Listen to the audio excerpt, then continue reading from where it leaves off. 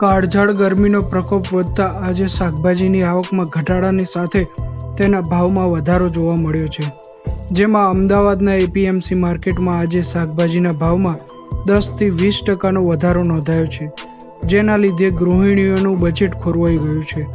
તેથી તેમણે શાકભાજી ખરીદવા માટે વધારે રૂપિયા ચૂકવવા પડશે.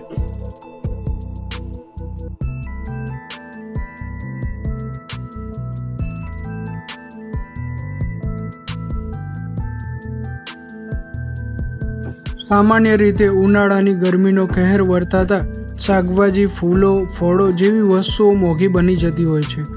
ત્યારે આજે ફરીથી શાકભાજી મોંઘું બન્યું છે, જેમાં બટાકા, ડુંગળી, કોબીજ, ફુલાવર, લીંબુ, તુવેર, કારેલા, મેથી, કોથમીર, ફુદીનો, ગાજર, સૂકું લસણ, પરવર, તુરિયા વગેરેના ભાવમાં વધારો જોવા મળ્યો છે.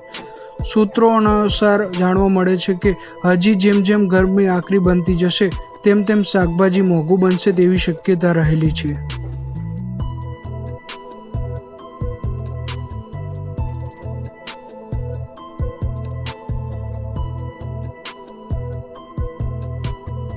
અમદાવાદના એપીએમસી માર્કેટમાં જો આજના શાકભાજીના ભાવની વાત કરીએ તો સૂકું લસણ 250 રૂપિયા, આદુ 130 રૂપિયા, લીંબુ અને ચોળી 110 રૂપિયા, વાલોળ અને પરવર 60 રૂપિયા, તુવેર 85 રૂપિયા, વટાણા 65 રૂપિયા, ગવાર 80 રૂપિયા, રતાળુ 55 રૂપિયા, સુરણ 70 રૂપિયા, ગિલોડા 90 રૂપિયા, તુરિયા 50 રૂપિયા પ્રતિ કિલો ભાવ નોંધાયો છે.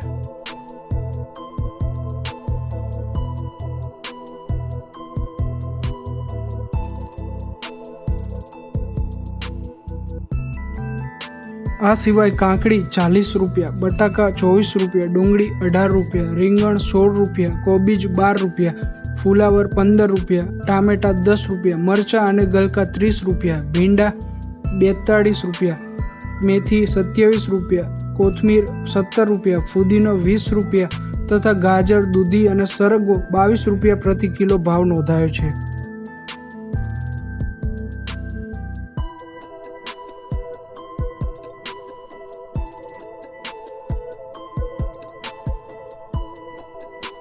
જો કે શાકભાજીના ભાવમાં થતી વધઘટ શાકભાજીના જથ્થા અને માંગ આધારિત નક્કી કરવામાં આવે છે. તેથી 3 દિવસ પહેલાંની સરખામણીમાં આજે શાકભાજીના ભાવમાં 5થી 10% વધારો જોવા મળ્યો છે.